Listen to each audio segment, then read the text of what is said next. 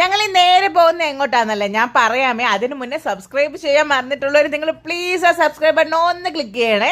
അപ്പോൾ ഞങ്ങൾ നേരെ പോയത് ഇവിടെ വ്യൂ മോളിലാണ്. എന്തിനാ പോയതെന്നല്ലേ, എനിക്കും അതിലും കുറച്ച് ഡ്രസ്സ് എടുക്കണമായിരുന്നു. ഈ വ്യൂ മോളിന്റെ പുറത്ത് കാണാൻ നല്ല രസമാണ് കേട്ടോ. നന്നായിട്ട് ഡെക്കറേറ്റ് ചെയ്തിട്ടുള്ള മോളാണ് വ്യൂ മോള്.